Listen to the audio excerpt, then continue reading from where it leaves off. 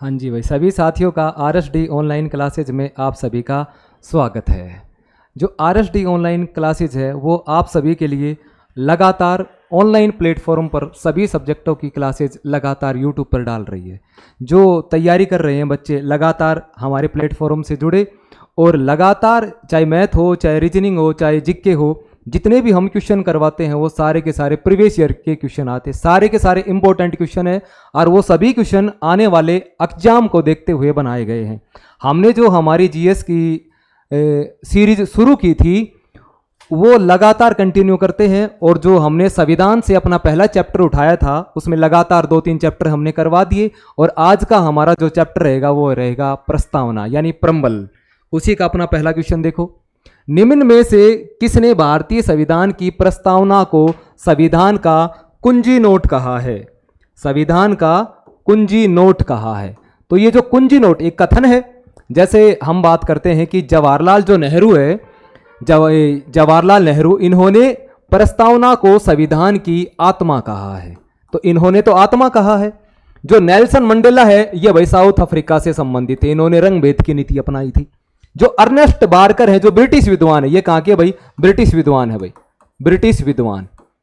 और जो ब्रिटिश विद्वान है इन्होंने प्रस्तावना को संविधान का कुंजी नोट कहा है। जो इसका जो सही आंसर आएगा वो आएगा आपका अर्नेस्ट बारकर। कहां के थे? ब्रिटेन के थे और इन्होंने प्रस्तावना को संविधान का कुंजी नोट कहा है। आपके जो अंबेडकर हैं, अंबेडकर ने संविधान के अनुच्छेद 32 को यानी संवैधानिक उपचारों के अधिकार को संविधान की आत्मा यानी हृदय कहा है। अगला क्वेश्चन देखो, भारतीय संविधान की प्रस्तावना की भाषा को किस देश से लिया गया है? हमने जो कल चैप्टर किए थे कि अनुसूचियों से पहले कि कौन कौन सी संविधान के जो स्रोत हमने किस देश से ग्रहण किए हैं, ये उसी का ही है। अमेरिका, हम बात करें अमेरिका, अमेरिका से लिए हमने मूल अधिकार ग्रहण किए हैं। अमेरिका से हमने वित्तीय आपातकाल लिया है, वित्तीय आपातकाल। अमेरिका से हमने प्रस्तावना ली है। यहां से हमने राष्ट्रपति पर महाभियोग, राष्ट्रपति पर महाभियोग प्रक्रिया राष्ट्रपति को पद से हटाने की प्रक्रिया है जिसका उल्लेख संविधान के अनुच्छेद 61 में मिलता है। उपराष्ट्रपति पद, सुप्रीम कोर्ट और हाई कोर्ट के न्यायाधीशों को पद से हटाना, न्यायाधीशों को जो हटाने की प्रक्रिया है वो भी अमेरिका से ली है। स्वतंत्र एवं निष्पक्ष न्यायपालिका, स्वतंत्र व निष्पक्ष न्यायपालिका, न्यायिक पुनरावलोकन, ये जो सारी चीजें हैं ये हमने कहां से ली है? ये सब ली है अमेरिका से ली है। जो कनाडा है, कनाडा से हमने लिया है संघात्मक सरकार, संघात्मक व्यवस्था।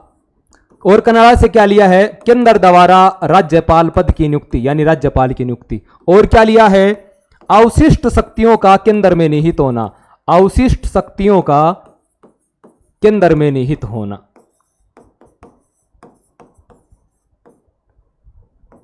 ये वाली जो चीजें ली है वो हमने सारी की सारी आपके कनाडा से ली है। बचा आयरलैंड, आयरलैंड से हमने लिया है नीति निदेशक तत्व DPSP, directive principle of state policy. और क्या लिया है? हमने लिया है राष्ट्रपति का निर्वाचन, राष्ट्रपति का निर्वाचन। और लिया हमने राज्यसभा के सदस्यों का नामांकन, जो मनोनीत करते हैं, राज्यसभा सदस्यों का नामांकन। ये वाली चीजें हमने ली है आयरलैंड से।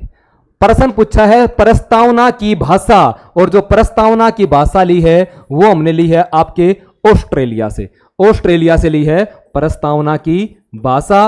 और ली है समवर्ती सूची, केंद्र राज्य संबंध और केंद्र राज्यों की संयुक्त बैठक, ये वाली चीज ली है हमने ऑस्ट्रेलिया से। तो भाई प्रस्तावना की भाषा कहां से ली? ऑस्ट्रेलिया से ली। निम्नलिखित में से किसने भारतीय संविधान की प्रस्तावना को हमारे संप्रभु लोकतांत्रिक गणतंत्र की जन्म कुंडली कहा है? एक शब्द देख लेना बस, जन्म कुंडली।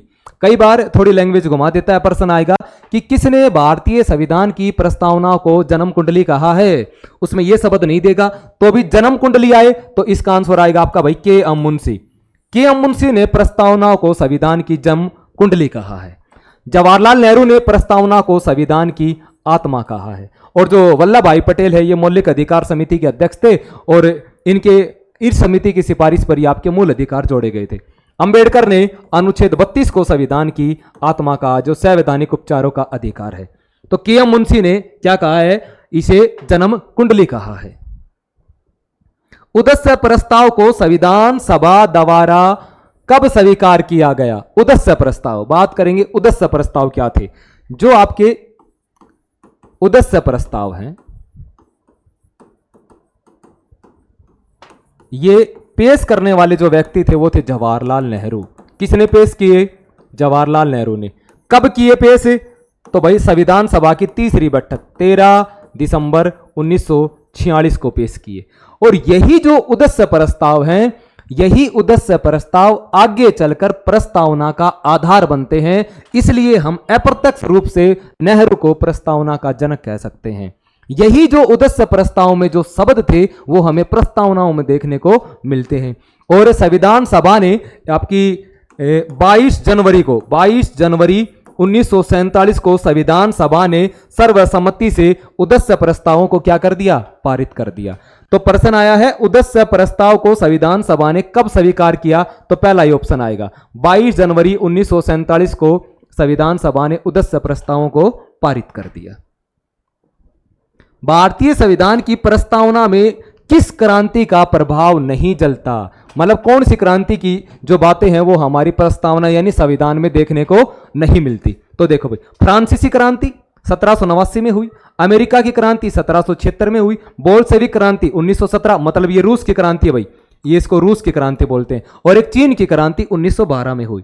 अगर हम बात करें जो फ्रांसीसी क्रांति है तो याद करो, फ्रांस से हमने समानता, स्वतंत्रता और बंधुत्व ये 3 शब्द लिए हैं फ्रांसीसी क्रांति को। ये फ्रांस से हमने गणतंत्रात्मक व्यवस्था ली है। तो याद करो अपने संविधान में और हमारी प्रस्तावना में जो ये शब्द मिलते हैं ये सारे के सारे शब्द मिलते हैं, गणतंत्र भी, समानता भी, स्वतंत्रता भी और बंधुत्व यानी भाईचारा भी। तो हमने फ्रांसीसी क्रांति से कुछ ना कुछ लिया है। अच्छा, अमेरिका की क्रांति से हमने प्रस्तावना ले ली, मतलब प्रस्तावना अमेरिका से ली है, वित्तीय आपातकाल, मूल अधिकार, बहुत सारी चीजें ली है। रूस की क्रांति से हमने, अच्छा रूस से क्या लिया? बात प्रस्तावना की है, तो रूस से हमने प्रस्तावना में एक चीज ली है, न्याय शब्द। और हमारी प्रस्तावनाओं में 3 प्रकार के न्याय का उल्लेख है, सामाजिक न्याय, आर्थिक न्याय, राजनीतिक न्याय। चीन की क्रांति का हमसे कोई लेना देना नहीं है, तो इसका जो सही आंसर आएगा वो ऑप्शन डी आएगा, चीन की क्रांति। इन तीनों क्रांतियों से हमने कुछ न कुछ ग्रहण किया है, इसलिए चीन की क्रांति से कुछ भी ग्रहण नहीं किया, इसलिए क्रांति का प्रभाव नहीं झलकता, तो चीन की क्रांति। संविधान के अंतर्गत भारतीय लोकतंत्र के आदर्शों को हम कहां देख सकते हैं? लोकतंत्र के आदर्श की बात की है। लोकतंत्र मतलब जनता का शासन है, तो जो आदर्श होते हैं वो किस में मिलेगा? भाग 1, भाई भाग 1 में आपके संघ व राज्य हैं, संघ व राज्य हैं कि भारत में कितने राज्य और कितने आपके केंद्र शासित प्रदेश होंगे। प्रस्तावना जो आपका पढ़ाएंगे, भाग 3 है, उसमें आपके मूल अधिकार है, व्यक्तियों के मूल अधिकारों का उल्लेख किया गया है जो हमने अमेरिका से लिए हैं। भाग 4 में आपके नीति निर्देशक तत्व हैं जो हमने आयरलैंड से लिए हैं। बात की है लोकतंत्र के आदर्श। जो हमारी प्रस्तावना है, अगर मैं यूं कहूं कि प्रस्तावना है वो पूरे के पूरे संविधान का सार है। अगर प्रस्तावना से बाहर कुछ भी नहीं है हमारा, तो हमारे जो आदर्शों को हम जहां देखते हैं वो प्रस्तावना में मिलते हैं। प्रस्तावना में हमारी स्वतंत्रता है, न्याय है, समता है, धर्मनिरपेक्ष है, लोकतंत्र है, न्याय, इन सब प्रत्येक जो चीजों का उल्लेख किया गया है वो प्रस्तावना में है। क्योंकि प्रस्तावना ही हमें बताती है कि इस पूरे भारत की जो समस्त शक्ति है वो जनता में निहित है, और भारत क्या है? एक संपूर्ण देश। सारी के सारे जो शब्द हमने प्रस्तावना से लिए हैं, और प्रस्तावना में इस प्रत्येक चीज का, प्रत्येक शब्दों का उल्लेख किया गया है। जो हमारे आदर्श देखने को मिलते हैं वो हमारी प्रस्तावना में देखने को मिलते हैं। भारत के संविधान की प्रस्तावना में प्रयुक्त शब्द गणतंत्र सूचित करता है कि भाई गणतंत्र शब्द का अर्थ क्या है? कि देश का प्रधान वंशानुगत है, कि देश का प्रधान संवैधानिक शासक है, देश का प्रधान निर्वाचित प्रतिनिधि है, इनमें से कोई नहीं। तो देखो भाई गणतंत्र क्या होता है? आपका है गणतंत्र। जो गणतंत्र है ये हमने लिया है फ्रांस से। कहां से ग्रहण किया भाई? फ्रांस से ग्रहण किया। और गणतंत्र होता क्या है? देखो, जब हमारा देश 1947 में आजाद हुआ, 1947 में आजाद हुआ, तो देश के सामने सबसे बड़ी चुनौती थी कि हमारे देश का प्रमुख किसे बनाएं। क्योंकि जिस प्रकार कोई भी घर चलाने के लिए एक प्रमुख की जरूरी होती है, उसी प्रकार एक देश चलाने के लिए भी हमें एक मुखिया चाहिए, एक प्रमुख चाहिए। सही है भाई। तो जो मुखिया होगा अब वो कौन होगा प्रमुख? या तो भाई किसी ने किसी राजा को बनाए, या वो प्रमुख होगा, या उसका चुनाव करवाए यानी निर्वाचित हो। दो ही तो चीज हो सकती है। तो हमारे संविधान सभा के लोगों ने सोचा यार इन राजाओं की वजह से तो हमने 200 सालों की गुलामी सही है, तो क्यों नहीं हमारे देश का जो प्रमुख होगा वो जनता के द्वारा मतलब निर्वाचित हो, जिसका चुनाव हो। तो भाई चुनाव कौन करेगा? तो बोला भाई जनता करेगी। और जनता किस रूप में कर सकती है? चाहे भाई डायरेक्ट करे या इनडायरेक्ट, मतलब प्रत्यक्ष करे या अप्रत्यक्ष करे। यही आपका गणतंत्र है। पूरा शब्द जोड़ लो। जिस देश का प्रमुख जनता के द्वारा प्रत्यक्ष या अप्रत्यक्ष रूप से क्या हो? निर्वाचित हो, वो क्या कहलाएगा? आपका गणतंत्र कहलाएगा। मतलब जिस देश का प्रमुख वंशानुगत नहीं हो, निर्वाचित हो, कहलाएगा गणतंत्र। इसमें ऑप्शन देखो, वंशानुगत गलत है भाई, संवैधानिक गलत, पर जरूर होता है लेकिन इसका सही डेफिनेशन नहीं है कि देश का प्रधान क्या हो? निर्वाचित प्रतिनिधित्व। Option C. गणतंत्र आया समझ में? गणतंत्रात्मक व्यवस्था फ्रांस से ली है। जिस भी देश का प्रमुख जनता के द्वारा प्रत्यक्ष या अप्रत्यक्ष रूप से क्या हो? निर्वाचित हो, गणतंत्र कहलाता है। मतलब उस देश का प्रमुख वंशानुगत नहीं होना चाहिए, जनता के द्वारा निर्वाचित होना चाहिए। एक संक्षिप्त परिचयात्मक व्यक्तित्व जो संविधान के मार्गदर्शक उद्देश्य, सिद्धांतों और दर्शन को निर्धारित करती है, क्या कहलाता है? आपका अनुच्छेद, मौलिक अधिकार, प्रस्तावना, धारा या खंड। इसमें यह पूछा गया है आपका जो पूरा का पूरा संविधान है उसका जो संक्षिप्त सार है, उसकी पूरी की पूरी जो निष्कर्ष निकल के आता है वो किस में समाहित है? वो भाई प्रस्तावना में है। न्यायपालिका ने कहा है कि प्रस्तावना संविधान के या संविधान निर्माताओं के मस्तिष्क की कुंजी है। अनपालिके वाला ने कहा है प्रस्तावना संविधान का परिचय पत्र है। डॉक्टर सुभाष कश्यप ने कहा है अगर संविधान शरीर है तो प्रस्तावना उसकी आत्मा है। नेहरू ने कहा है कि प्रस्तावना संविधान की आत्मा है। तो जो पूरे संविधान का जो निचोड़ है वो क्या है भाई? प्रस्तावना है। इसलिए सारे के सारे सिद्धांत, उद्देश्य, दर्शन किस में मिलते हैं आपको? प्रस्तावना में मिलते हैं।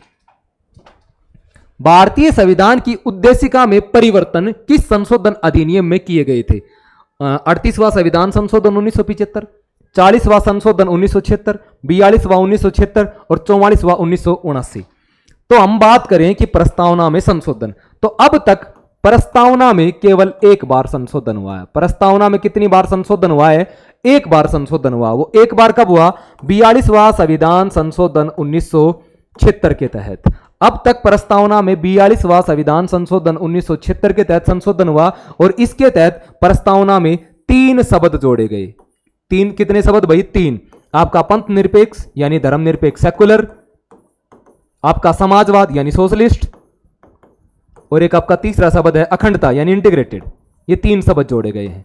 अब तक प्रस्तावना में एक ही बार संशोधन हुआ, 42वां संविधान संशोधन 1976 इंदिरा गांधी सरकार ने किया था। इसलिए संशोधन अधिनियम कब किया गया? 42वां संविधान संशोधन 1976 के तहत किया गया। जवाहरलाल नेहरू द्वारा उद्देश्य प्रस्ताव कब दिया गया, मतलब कब पेश किया गया? तो संविधान सभा की तीसरी बैठक हुई, और तीसरी बैठक कब हुई भाई? 13 दिसंबर 1946 को। पहली जो बैठक होती है प्रथम बैठक होगी आपकी 9 दिसंबर 1946, और इस बैठक में अस्थायी अध्यक्ष चुना गया। अस्थायी अध्यक्ष, संविधान सभा का अस्थायी अध्यक्ष चुना गया, और अस्थायी अध्यक्ष कौन था? डॉक्टर सच्चिदानंद सिन्हा को चुना गया। सच्चिदानंद सिन्हा कहां से निर्वाचित थे? बिहार से निर्वाचित थे। इस बैठक में किसने भाग नहीं लिया? इस बैठक में मुस्लिम लीग ने भाग नहीं लिया। इस बैठक में कौन सी रियासत शामिल नहीं हुई? इस बैठक में हैदराबाद रियासत शामिल नहीं हुई। यह पहली बैठक थी। अगर दूसरी बैठक की बात करें, आपकी जो दूसरी बैठक होती है संविधान सभा की, वो इसके ठीक 2 दिन बाद होगी। 11 दिसंबर 1946 को बैठक हुई। इस बैठक में संविधान सभा का स्थायी अध्यक्ष बना दिया गया, और जो आपके स्थायी अध्यक्ष बने थे वो बने थे डॉक्टर राजेंद्र प्रसाद। ये भी बिहार से निर्वाचित थे, राजेंद्र प्रसाद। इसी बैठक में संविधान सभा का उपाध्यक्ष बनाया गया, और जो आपका उपाध्यक्ष बनाया गया वो बनाया गया एच.सी. मुखर्जी को बनाया गया। इसी बैठक में संविधान सभा का संवैधानिक सलाहकार बनाया गया, संवैधानिक सलाहकार, और ये बनाया गया आपको B.N. राव को बनाएगा। ये दूसरी बैठक में बातें हुई। और जो तीसरी बैठक होती है वो होती है 13 दिसंबर 1946, और इस बैठक में जवाहरलाल नेहरू ने उद्देश्य प्रस्ताव पेश किए, जिसे 22 जनवरी 1947 को संविधान सभा ने सर्वसम्मति से पारित कर दिए, और यही उद्देश्य प्रस्ताव आगे चल के आपकी प्रस्तावना का आधार बनते हैं। 1973 में केशवानंद भारती केस में इस सवाल को उठाया गया कि प्रस्तावना को पूरी तरह से बदला जा सकता है, धाराओं में विभाजित किया जा सकता है, संशोधन किया जा सकता है, संशोधित नहीं किया जा सकता। तो भाई एक मामला हुआ, पहले एक मामला हुआ बेरुबारी मामला, बेरुबारी मामला 1960, और इसमें सुप्रीम कोर्ट ने कहा कि जो हमारी जो प्रस्तावना है, प्रस्तावना संविधान का भाग नहीं है, प्रस्तावना संविधान का भाग नहीं है, और इसमें संशोधन नहीं किया जा सकता, संशोधन नहीं किया जा सकता। सुप्रीम कोर्ट ने यह फैसला दे दिया। लेकिन इसके थोड़े दिन बाद एक और मामला आता, आपका केशवानंद भारती मामला, और तो एक केशवानंद भारती मामला आया, यह आपका आया 1973 में, और इसमें सुप्रीम कोर्ट ने अपने ही निर्णय पर पुनः विचार किया, और अपने ही निर्णय पर पुनः विचार करते हुए कहा कि जो हमारी प्रस्तावना है वो संविधान का भाग है, प्रस्तावना संविधान का भाग है, और इसमें संशोधन किया जा सकता है, इसमें हम क्या कर सकते हैं, संशोधन कर सकते हैं, लेकिन इसके जो बेसिक स्ट्रक्चर है, मूल ढांचा है, उसमें परिवर्तन नहीं होना चाहिए। तो प्रस्तावना संविधान का भाग है, इसमें संशोधन कर सकते हैं, यह बात कही गई केशवानंद भारती बनाम केरल राज्यवाद 1973 में। इस मामले में कहा गया कि भाग नहीं है और न ही संशोधन कर सकते। प्रस्तावना का वह प्रावधान जो सभी वयस्क नागरिकों को मतदान का अधिकार प्रदान करता है क्या कहलाएगा, पंथनिरपेक्ष, प्रजातंत्र, समाजवाद, गणतंत्र। तो देखो भाई, मतदान का अधिकार ये सभी के पास होता है जिसकी उम्र 18 साल होती है। देखो पंथ निरपेक्ष इसको बोलते हैं, इसका दूसरा नाम है धर्म निरपेक्ष। और जो धर्म निरपेक्ष होता है ये प्रस्तावना में कब जोड़ा गया, 42वां संविधान संशोधन 1976 में जोड़ा गया। इसका मतलब क्या है कि कोई भी ऐसा राष्ट्र जिसका अपना कोई विशेष धर्म नहीं हो और वह सभी धर्मों को समान रूप से संरक्षण प्रदान करे, वो क्या कहलाता है, धर्मनिरपेक्ष, सेकुलर राष्ट्र कहलाता है। भारत एक धर्मनिरपेक्ष देश है जो संविधान के अनुसार चलता है और सभी धर्मों के लोग समान रूप से रहते हैं। अच्छा, समाजवाद मतलब सोशलिस्ट, 42वां संविधान संशोधन 1976 के तहत जोड़ा गया। इसका मतलब क्या है कि भारत में मिश्रित समाजवाद है, मतलब निजी क्षेत्र और सार्वजनिक क्षेत्र दोनों मिलकर काम करेंगे और दोनों का एक ही लक्ष्य होगा कि भारत में गरीबी है, अज्ञानता है और जो हमारी अवसर की असमानता है उनको दूर करना। जो गणतंत्र है, गणतंत्र शब्द हमने फ्रांस से लिया है और गणतंत्र का मतलब यह होता है कि जो हमारे देश का जो प्रमुख होगा वो वंशानुगत नहीं होगा, वह निर्वाचित होगा और जनता के द्वारा निर्वाचित होगा। बचा क्या, प्रजातंत्र मतलब लोकतंत्र, लोगों की भागीदारी। और प्रस्तावना का जो हमारा पहला शब्द आता है वो यही आता है कि हम भारत के लोग, मतलब we the people of India. इसका मतलब यह है कि भारत की जो समस्त शक्ति है वो जनता में निहित है, जनता सर्वोपरि है और जिस भी व्यक्ति की उम्र 18 वर्ष हो जाती है उसे अपने आप ही मतदान का अधिकार मिल जाता है। लेकिन 61वां संविधान संशोधन 1989 के तहत यह उम्र 18 की गई थी। इससे पहले उम्र मतदान की आयु कितनी वर्ष हुआ करती थी, 21 वर्ष हुआ करती थी। तो पहले मतदान की आयु 21 वर्ष, वर्तमान में 18 वर्ष। 18 वर्ष कब की, तो 61वां संविधान संशोधन 1989 में की। पीएम कौन थे, आपके राजीव गांधी थे। भारत के संविधान की प्रस्तावना में समाजवादी और धर्मनिरपेक्ष शब्दों को किस संशोधन द्वारा जोड़ा गया, अभी बताया। प्रस्तावना में एक ही बार संशोधन हुआ है, प्रस्तावना में एक ही बार संशोधन हुआ है और वो हुआ है 42वां संविधान संशोधन 1976 और इसमें 3 शब्द जोड़े गए। पहला शब्द आपका पंथ निरपेक्ष यानी समाजवाद, ना पंथ निरपेक्ष यानी धर्म निरपेक्ष, दूसरा है आपका समाजवाद और तीसरा है आपका अखंडता। ये 3 ही शब्द जोड़े हैं, एक ही बार संशोधन हुआ है प्रस्तावना में। तो इसका आंसर आ जाएगा आपका 42वां संविधान संशोधन 1976 के तहत। संविधान में प्रदत्त हमारे देश का नाम क्या है, हिंदुस्तान अर्थात भारतवर्ष, इंडिया अर्थात हिंदुस्तान, इंडिया अर्थात भारत, भारत देश अर्थात इंडिया। इसमें यह पूछा गया है कि हमारे संविधान में भारत का नाम क्या है। तो देखो, भारत का पहले नाम हुआ करता था आर्यावर्त। आर्यावर्त नाम क्यों पड़ा? क्योंकि भारत में आर्य आए और आर्यों के बसने के कारण भारत का नाम आर्यावर्त पड़ गया। आर्यावर्त सर्वाधिक जो सर्वमान्य मत है वो है मैक्स मुल्लर का, और मैक्स मुल्लर के अनुसार आर्य मध्य एशिया से आए और भारत आकर वह सप्त संधव प्रदेश में बसे, तो आर्यों के बसने के कारण आसपास के क्षेत्र का नाम आर्यावर्त पड़ा। अपना नाम पड़ा हिंदुस्तान। हिंदुस्तान नाम क्यों पड़ा? भारत में आए ईरानी, ईरानी आए तो अपने पाकिस्तान में एक नदी बहती है सिंधु नदी, और जो सिंधु नदी बहती है ईरान में स का उच्चारण है से किया जाता है, और ईरानियों ने सिंधु नदी को हिंदू नदी कहा और उसके आसपास के बसे क्षेत्र को क्या बोल दिया? हिंदुस्तान नाम दे दिया। तो भाई हिंदुस्तान नाम किसने दिया? ईरानियों ने दिया। अपने जितने भी धार्मिक ग्रंथ आते हैं उसमें अपना नाम मिलता है जम्बूद्वीप। जम्बूद्वीप मिलता है आपका ब्राह्मण ग्रंथ और धार्मिक ग्रंथों में मिलता है। इसका मतलब यह है कि ऐसा क्षेत्र जो आपके हिमालय के तो दक्षिण में हो और हिंद महासागर के उत्तर में हो वह क्या कहलाएगा? जम्बूद्वीप कहलाएगा। आपके ब्राह्मण ग्रंथ पुराणों में हमारा यही नाम मिलता है। एक नाम पड़ा आपका भारत। एक राजा हुए राजा भरत, और राजा भरत के नाम पर इस प्रदेश का नाम क्या पड़ा? हाँ भाई भारत पड़ा। एक नाम पड़ा आपका इंडिया। एक नाम पड़ता है आपका इंडिया। इंडिया नाम किसने दिया? इंडिया नाम दिया यूनानियों ने। सेम बात है, यूनानी भारत में आए, भारत में आए तो उत्तर पश्चिमी एक ही क्षेत्र आने का, वहां पर अपनी एक नदी बहती है सिंधु नदी, और यूनानियों ने सिंधु नदी को कहा इंडस नदी, और इसके आसपास के बसे क्षेत्र को क्या नाम दे दिया? इंडिया नाम दे दिया। ये आपके भारत के प्राचीन नाम है। परंतु हमारा संविधान बना, संविधान बना तो अनुच्छेद लिखा आपका संविधान का भाग 1, और इसमें अनुच्छेद आता है 1। संविधान का भाग 1 और अनुच्छेद 1 में हमारे देश का नाम है वो मिलता है आपका भारत।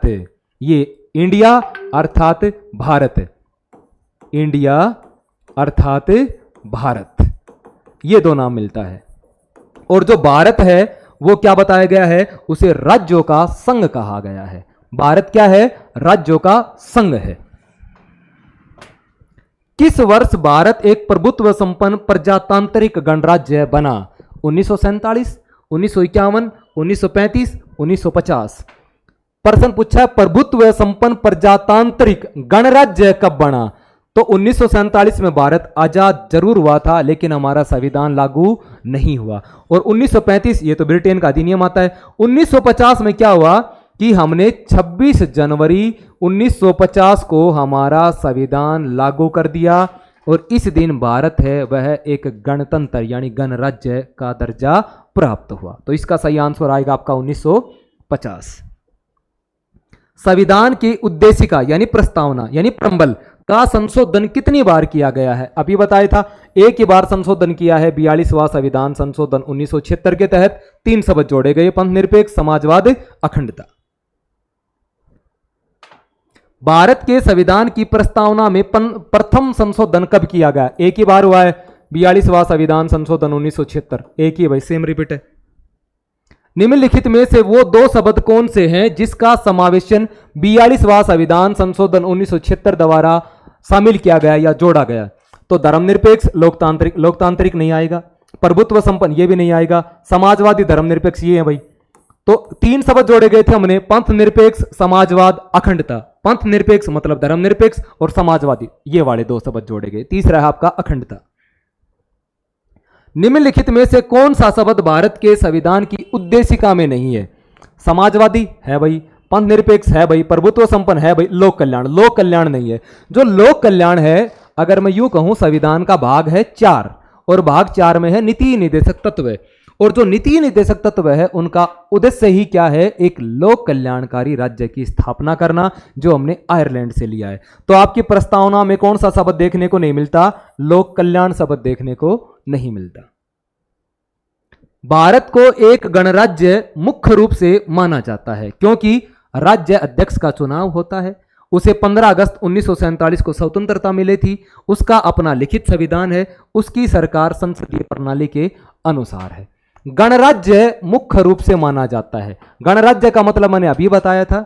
गणतंत्र गणराज्य का मतलब कि उस देश का जो प्रमुख है वो जनता के द्वारा क्या होता है? निर्वाचित होता है। तो वो क्या कहलाएगा भाई?